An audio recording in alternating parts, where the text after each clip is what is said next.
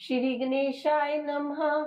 ओम नमो विघ्नराजाय सर्वसौख्यप्रदायिने दुष्टारिष्टा विनाशाय पराय परमात्मने लंबोदरं महावीर्यं नागयज्ञोपशोभितम् अर्धचंद्रधरं देवं विघ्नव्यूह विनाशनम्।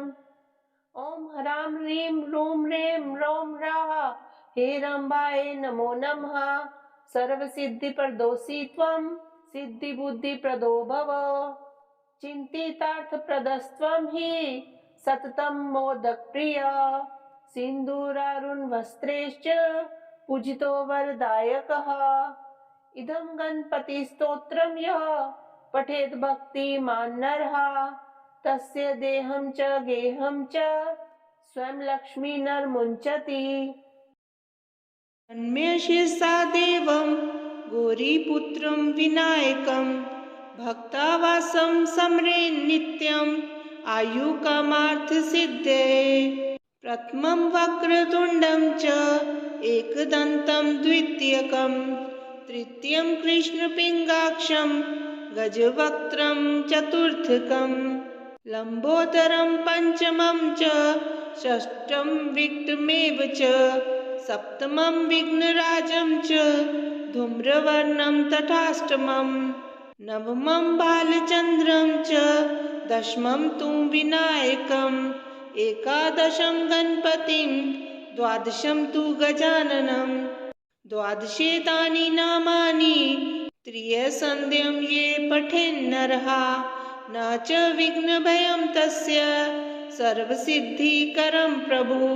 विद्यार्थिं लभते विद्यां धनार्थिं लभते धनं पुत्रार्थिं लभते पुत्राणां मोक्षार्थिं लभते गतिं।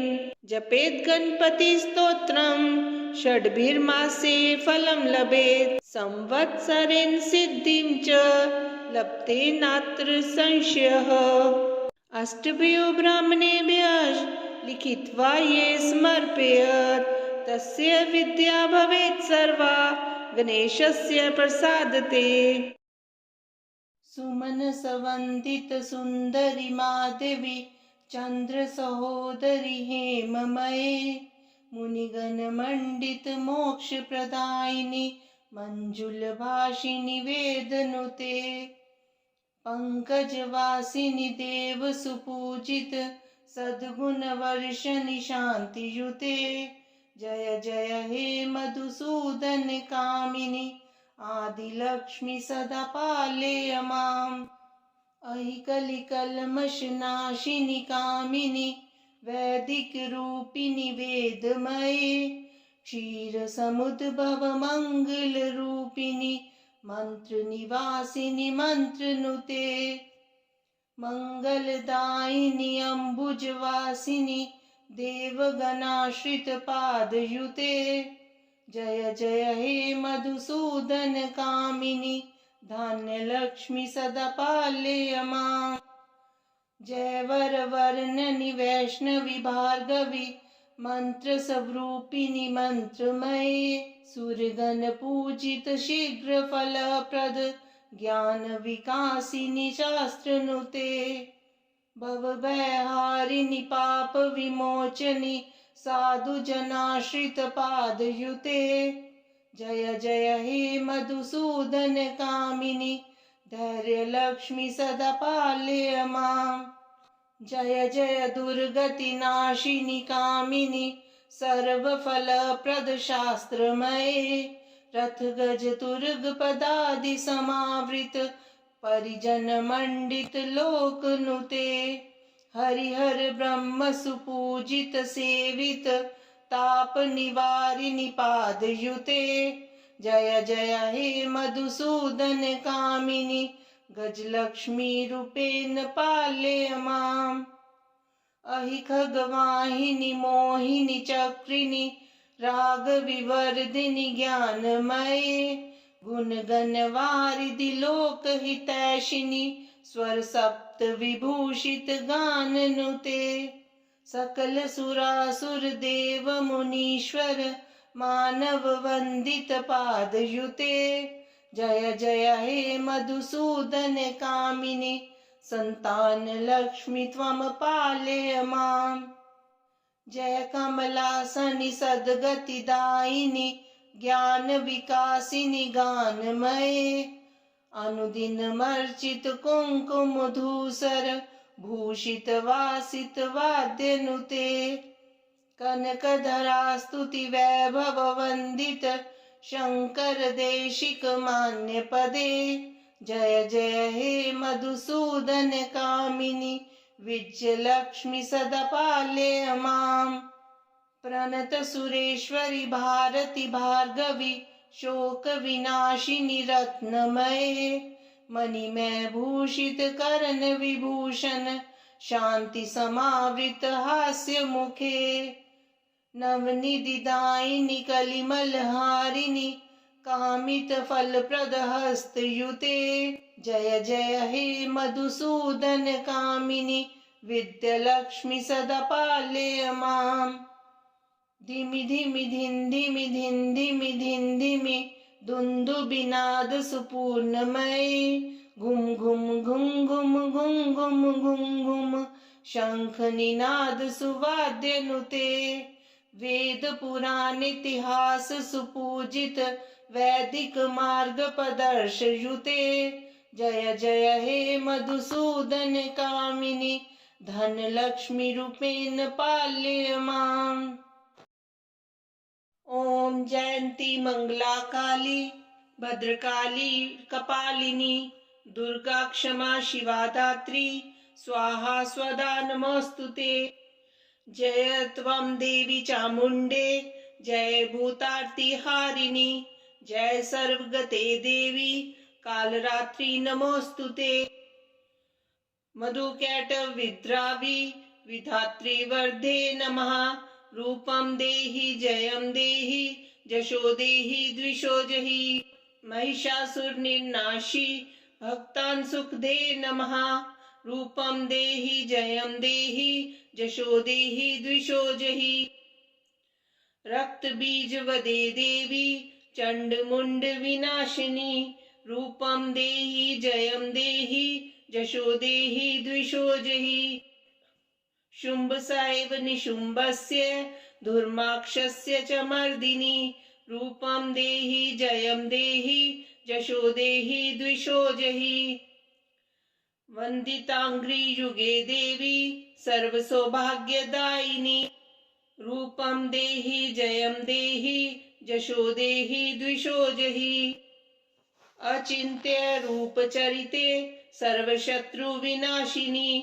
रूपं देहि जयं देहि जशो देहि द्विषो जहि न तेभ्यः सर्वदा भक्त्या चण्डिके दुरितापहे रूपं देहि जयं देहि जशो देहि द्विषो जहि स्तुवद्भ्यो भक्तिपूर्वं त्वां चण्डिके व्याधिनाशिनी रूपं देहि जयं देहि जशो देहि द्विषो जहि चण्डिके सततं ये त्वां मर्च्यन्ति हि भक्तितः रूपं देहि जयं देहि जशो देहि द्विषो जहि देहि सौभाग्यम् आरोग्यं देहि मे परमं सुखं रूपं देहि जयं देहि जशो देहि द्विषो जहि विदेहि द्विषतां नाशं विदेहि बलमुच्चकेः रूपं देहि जयं देहि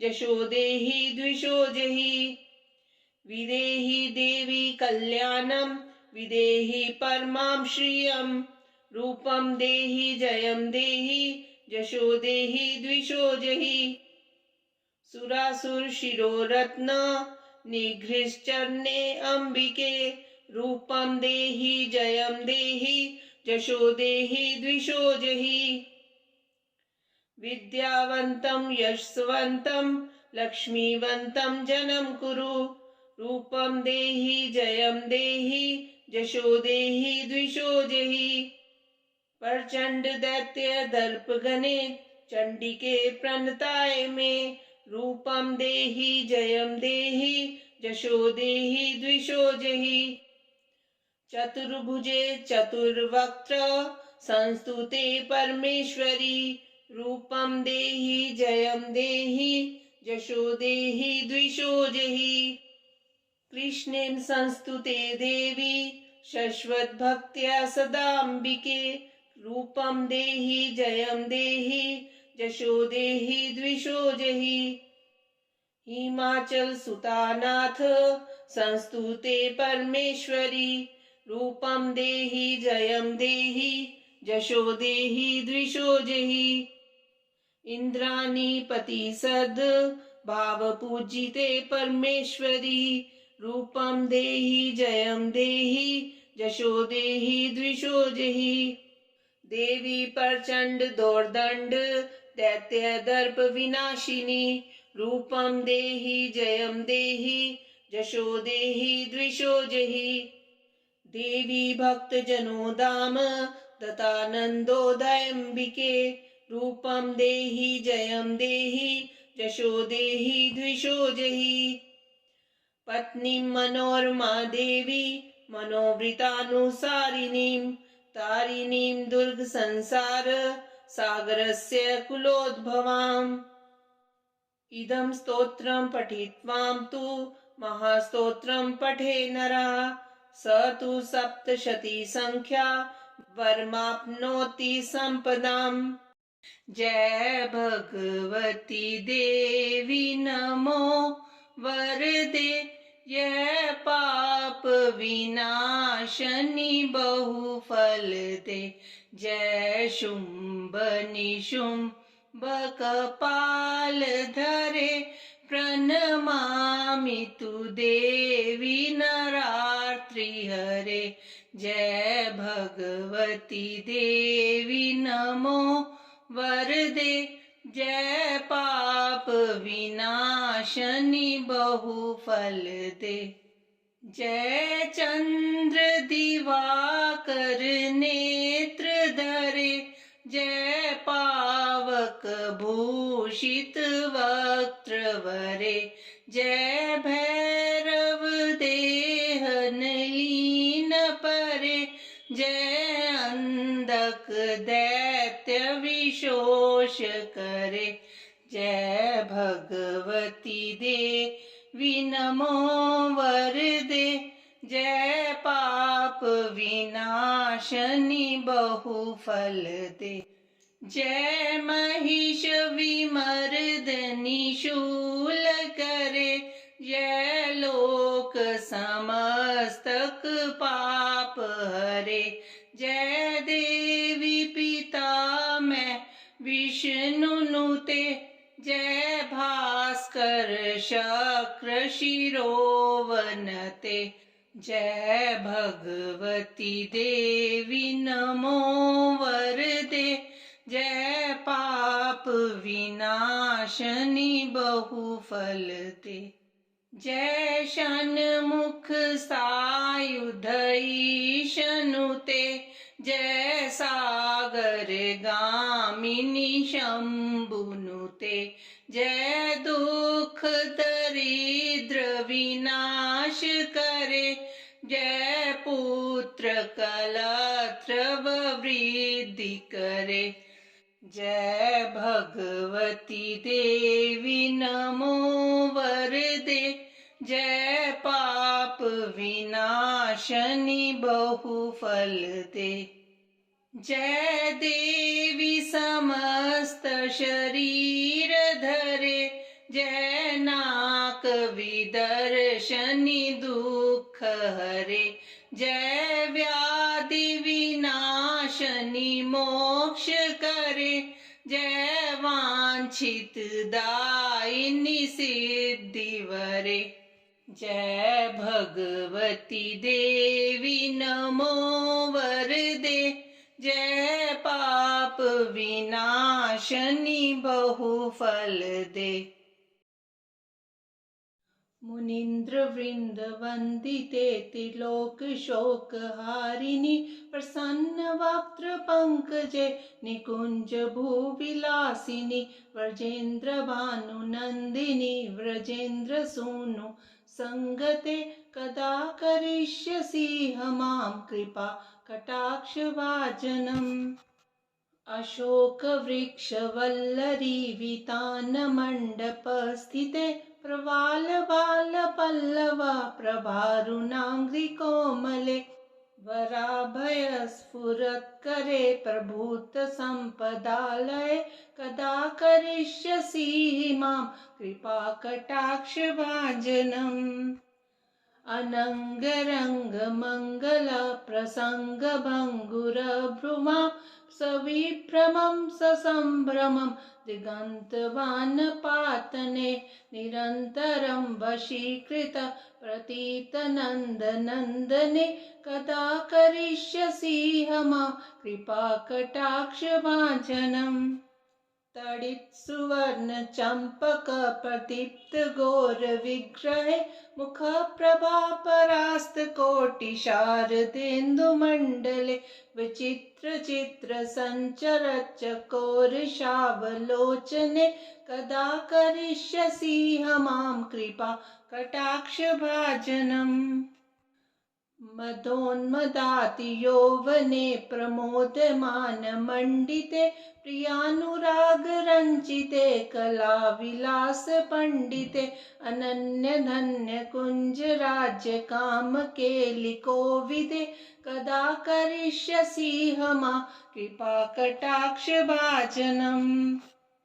अशेषहावभावधीरहीरहारभूषिते प्रभूतशातकुम्भकुम्भकुम्भिकुम्भसुस्तनि प्रशस्तमन्दहास्यचूर्णपूर्णसौख्य सागरे कदा करिष्यसि मां कृपा कटाक्षभाजनम् मृणालवालवल्लरीतरङ्गरङ्गदोर्लते लताग्रलास्यलोलनीललोचनावलोकने ललल्लुलन्मिलन्मनोज्ञमुग्धमोहनाश्रय कदा करिष्यसि मां कृपाकटाक्षभाजनम् सुवर्णमालिकाञ्चितत्रिरेखकम्बुकण्ठिके त्रिसूत्रमङ्गलीगुणत्रिरत्नदीप्तिदीदिते सलोलनीलकुन्तलप्रसून्नगुच्छगुम्फिते कदा करिष्यसि मां कृपाकटाक्षभाजनम् नितम्बबिम्बलम्बमानपुष्पमेखलागुने प्रशस्तरत्नकिङ्किणीकलापमध्यमञ्जुले करीन्द्रशुण्डदण्डिकावरोहशोभगोरुके कदा करिष्यसि मां कृपाकटाक्षभाजनम् अनेकमन्त्रनादमञ्जुनुप्रारवस्खलत् समाजराजहंसवंशनिक्वनातिकौरवे विलोलहेमवल्लरी विडम्बिचारुचक्रमे कदा करिष्यसि मां कृपाकटाक्षभाजनम् अनन्तकोटिविष्णुलोकनम्रपद्मजार्चिते हिमाद्रिजापुलोमजा विरिञ्चिजावरप्रदे अपारसिद्धिरिद्धिदिग्धसत्पदाङ्गुलीनके कदा करिष्यसि मां कृपाकटाक्षभाजनम् मखेश्वरी क्रियेश्वरी स्वदेश्वरी सुरेश्वरी त्रिवेदभारतीश्वरी प्रमाणशासनेश्वरी रमेश्वरी क्षमेश्वरी प्रमोदकाननेश्वरी ब्रजेश्वरी प्रजाधिपे शिराधिके नमोऽस्तुते इतीदमद्भुतं स्तवं निशम्य भानुनन्दिनी करोतु सन्ततं जनं कृपाकटाक्षभाजनं भवेत् दैवसञ्चिता त्रिरूपकर्मनाशनं लभेत् तदा व्रजेन्द्रसूनुमण्डलप्रवेशनम् जय जय श्री राधे।